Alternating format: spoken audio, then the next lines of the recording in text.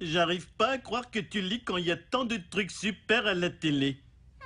Tu as raison, c'est l'âge d'or des émissions de télé brillamment écrites et merveilleusement jouées. Écrire, c'est bon pour les murs des toilettes et jouer pour éviter la cellule de dégrisement. La seule raison d'exister pour la télé, c'est les reality shows qui font faire à des épaves de l'humanité des prouesses totalement surhumaines. Oh, bon, miaou. Oh, papa, non. Sérieusement? Musique de Tollard. Quand les entrepôts sont abandonnés, nous, on les ouvre. Nos experts en enchères s'affrontent dans l'ultime combat pour découvrir les trésors incroyables qui sont dedans. C'est la battle des entrepôts. Je vais essayer un marathon. Je me fiche de ce que les gens disent. Moi, je sens cet entrepôt. Personne ne sent mieux un entrepôt que CJ. Ni Booba, ni Debbie et Danny, personne. Il y a surtout de la quincaillerie. Album de photos de famille, film maison, dessin des enfants. Un monsieur de tout le monde. Attention, attention, emballage bulle. Si on l'emballe, c'est pas pot de balle. Bingo, des baïonnettes anciennes. Oh, elles datent de la Première Guerre mondiale, la guerre hispano-américaine et celle de Crimée, bébé. Eh ben, si vous trouvez le bon acheteur, le bonjour, et qu'il n'y connaisse rien en baïonnette, vous pouvez en tirer peut-être bien 500 $. Ouais, tout à fait, 500 $. 500 500 bifetons. Top là, ma bibiche. Je veux savoir d'abord pourquoi. Trop tard, on va s'enrichir sur le dos des pauvres et des andouilles. Et aussi des morts. Je parie que je vais gagner un entrepôt plein de trésors comme un gros lingot d'or, d'argent ou une télé Picasso. Oh non, non, non, c'est moi qui vais regarder la télé Picasso ce soir. On dirait que tu n'es pas le seul opportuniste prédateur de la ville. Hein? Il y a d'autres opportunistes? Oh, vaut mieux que je baisse les stars.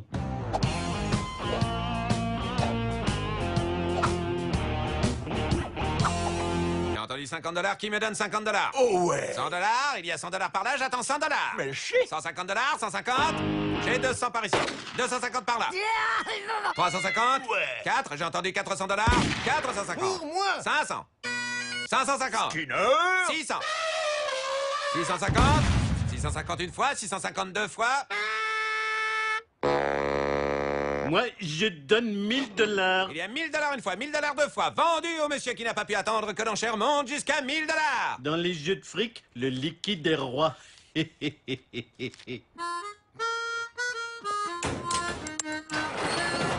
On a dépensé 1000 $ pour un tas de vieilles boîtes? Tu riras plus lorsque ces boîtes dévoileront leur trésor inestimable. Je ne riais pas, disons plutôt que je m'inquiétais.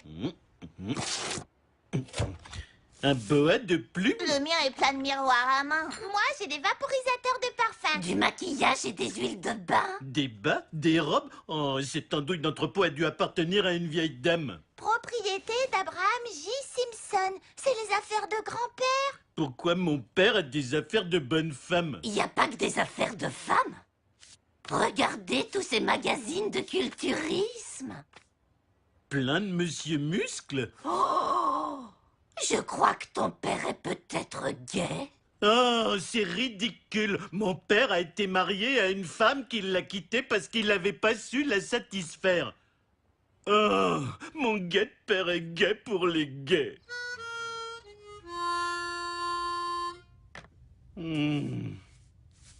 Moi, je trouve ça formidable. Les vieux gays sont adorables, comme les chiatouridés dans les calendriers de Chéridé. C'est vrai qu'ils sont mignons. Ton papa est resté trop longtemps dans le placard. Il ne sait probablement pas comme notre société est devenue tolérante. Ils ont même eu un char de travesti dans la Gay Pride l'année dernière. Mon père a toujours été si mécontent. Peut-être que si on l'aide à savoir qui il est, il sera enfin heureux. Oh, mère chérie, tu es si intelligent. Oui, les droits des gays, c'est les droits de l'homme, bibiche. Vous êtes sûr de pas faire ça juste parce que c'est cool de savoir accepter qu'un membre de la famille soit gay? Oh chérie, ce que tu dis est idiot. Mais ça en montrera à Hélène Lovejoy, toujours à se vanter d'avoir un cousin du troisième sexe. Abraham, On a trouvé l'entrepôt de vos petites affaires. C'est pas grave, papa, on connaît la vérité et on t'aime quand même. Quoi? Le contenu de cet entrepôt est mon affaire privée. Tirez-vous! Admets simplement qui tu es, tu trouveras un nouvel amour. Si vous voulez pas mourir tout seul, il faut sortir de votre chambre.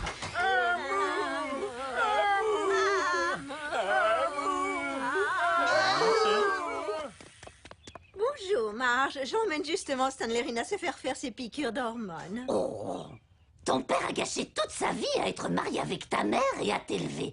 On doit lui trouver un petit ami avant qu'il ne soit trop tard. Pourquoi tu ne passes pas une annonce personnelle sur Internet? C'est comme ça que les jeunes se rendent compte de nos jours. C'est bizarre que tu te considères pas toi-même comme une jeune. Je sais, c'est bizarre aussi pour moi. Aidez-moi à sortir du placard. Merveilleux vieillard cherche partenaire pour la vie avant que la mort gagne du terrain. Pas de baise. Peut-être certains obèses. Oh. Alors, on envoie ça dans la rubrique « Homme cherche homme ». Mais sous quel titre? Rien de trop sérieux. Ah, j'ai trouvé! Rencontre fortuite. Parfait. Aucune pression. J'espère que quelqu'un a lu notre annonce. Si j'arrive pas à trouver à mon père un homme à câliner, j'aurais failli dans mon rôle de fils. Oh, quelqu'un vient?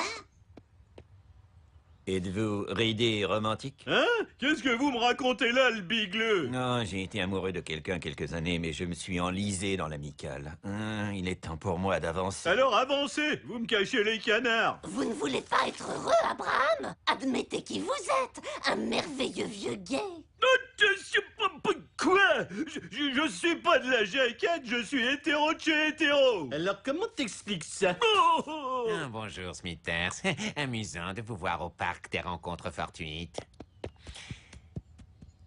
Vous êtes Charmer Godfrey. Qui? Charmer Godfrey a été le plus célèbre lutteur du monde. Et c'était vous. Est-ce que c'est vrai? Regardez. Regardez tous ces trucs de lutteurs. D'accord, c'était moi, Charmer Godfrey. Qu'est-ce qu'il y a? J'aurais tellement voulu qu'il soit gay. Eh ben, le jour de la victoire, j'ai embrassé un homme par erreur. Merci.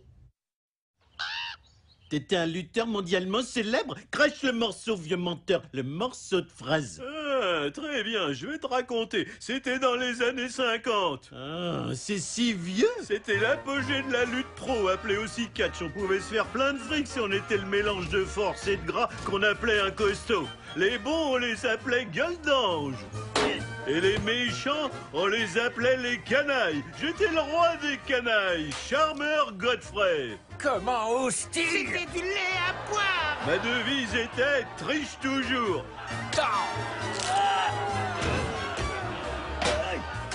Mais ce qui les rendait complètement dingues, c'était ma vanité. Vous êtes les gens les plus chanceux du monde. Vous pouvez m'admirer. Grand-père, tu étais le bad boy original. Ouais, je roulais des mécaniques bien avant vos gugus du football, de la musique, rap et des séries de télé à Malibu. Mais il y avait un revers à se faire haïr. C'était être haï.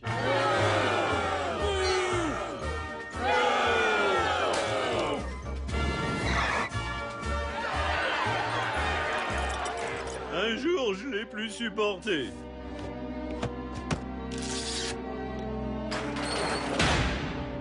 Être méprisé n'était pas une façon de vivre. Pichon. Ah! Pichon que je dis. Pichon!